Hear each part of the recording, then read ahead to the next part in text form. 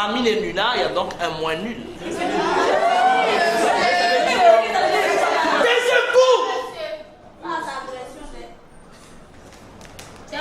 Jonathan. Oui, monsieur. Tu vois que quand tu veux être moins bête,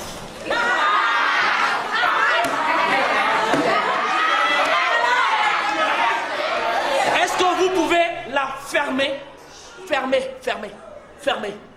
Tu vois, Jonathan, quand tu veux être moins bête, tu es juste un peu intelligent. Moi, Sylvie Okeke, je suis la fille unique de la deuxième personnalité de ce pays, et non des moindres. T'as dit après le président, c'est mon papa. Je suis venu te supplier d'user de tout ton poids pour me faire muter au ministère. Je supporte plus de toujours emprunter le transport en commun avec des élèves qui ne te respectent plus. Pourtant, ils sont les plus nuls. J'ai besoin que tu m'aides à sortir de ce bourbier parce que je pense que j'ai moi aussi le droit de profiter. Un peu comme ces grands fonctionnaires qui viennent après l'heure au bureau, qui partent avant l'heure. Voilà, qui profitent de leur temps, quoi. Il faut que tu m'aides. Une jolie femme comme on dit, je sens mauvais. Ça, c'est pas jalousie, ça. Maman m'a dit aussi la même chose. Je vais essayer de prendre un bon bain. On va voir le reste. Quoi? Maman! Maman, viens voir, maman!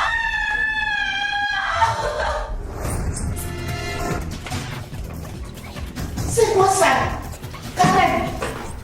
Karen, qu'est-ce que tu as? Prends mon téléphone. Oh, je n'ai jamais vu ça. Oh, qu'est-ce que je vais devenir? Comment un major de promotion de médecine comme moi travaille sous les ordres d'un infirmier, un simple infirmier? On aura tout vu dans ce pays. Tu sais ce que je trouve paradoxal? C'est que pendant que toi, tu cherches à faire ton entrée dans cette foutue fonction publique, moi je cherche à en sortir. Je supporte plus cette vie de misère. Terminus. C'est étonnant, cousin. Tu parles de vie de misère à quelqu'un qui attend son premier boulot et qui ne sait même pas si un jour l'aura. Je n'ai plus confiance en ce régime. Ce soir au journal télévisé, le soi-disant chef a continué à faire des promesses. Oh, Anatole. Mais tu es trop naïf, cousin. La politique, c'est comme l'amour. Il faut faire les promesses. Toujours des promesses. Tu vois, le peuple se nourrit de promesses. Les dirigeants passent, se changent, ils se remplacent. Ils font toujours des promesses. Mais le peuple est dans le rêve de leurs promesses.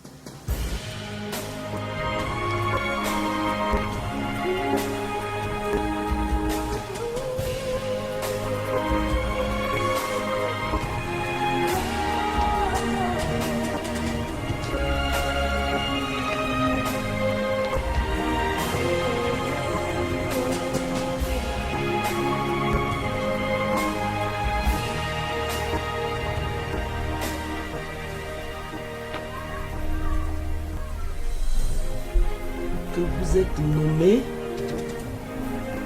à compter de ce jour directeur de la coopération internationale au ministère de l'Éducation nationale. Oh, Yantala! Ouh! Oh, mon Dieu! J'exige que ces individus-là fassent 2 semaines en prison. Vous m'avez entendu? Et une suspension de salaire de 3 mois. Et je passe dans 10 jours pour vérifier si vous avez vraiment exécuté mes ordres. Ça sera fait. Est-ce que vous m'entendez bien? Oui. Sans problème. Sinon, on aura affaire à mon père. Allez! Dans le coffre!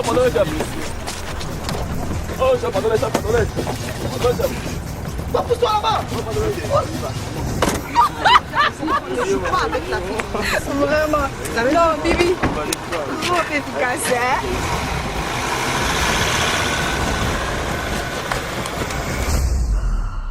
J'imagine que vous voulez gagner pas mal d'argent, n'est-ce pas? Ça, je ne vous le fais pas dire.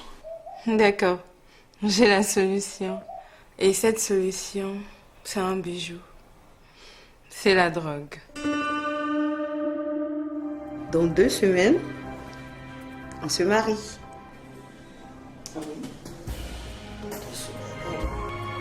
Et puis, tu sais qui sera ton témoin? Monsieur le Président de la République. Wow. Ton père, il a tenu promesse. Je crois rêver. Et moi, sa femme sera mon témoin. Que d'émotion ici ce soir, mesdames et messieurs. Nous procédons à la coupure du gâteau. Monsieur et madame Darko nous transportent véritablement au ciel ce jour. En nous faisant partager ces grands moments de joie et de bonheur, je vais vous entendre. Je voudrais rappeler...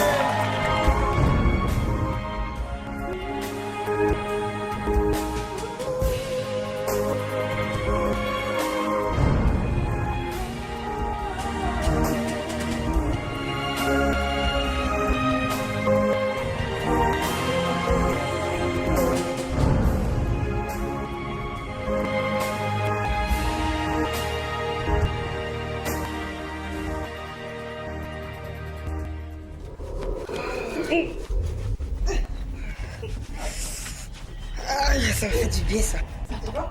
Qu'est-ce que tu fais? Tu ne vois pas qu'il vient de dîner? Excuse-moi. Je ne fais que marcher sur son dos et ses pieds. Ah non, non, non. Tu arrêtes ça. Tu m'entends? Tu arrêtes ça immédiatement. Sinon, je rentre chez moi. Non, non, non, je t'en prie. Ne rentre pas. Je vais arrêter. Tu sais que c'est toi mon vrai mari. Hein? Je suis pas encore arrivé au sommet de ma gloire.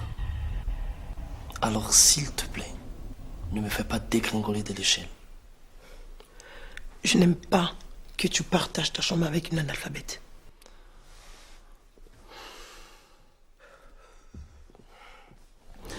Ok. Alice Afuta, on va faire un marché. Tu gardes un bon comportement tout le long de notre séjour ici au village. Et je te promets une villa duplex une fois qu'on est rentré à Abidjan. Je souhaiterais remporter les prochaines échéances électorales pour éclairer davantage mon destin. Mais je souhaiterais surtout avoir un poste ministériel dans le gouvernement à venir.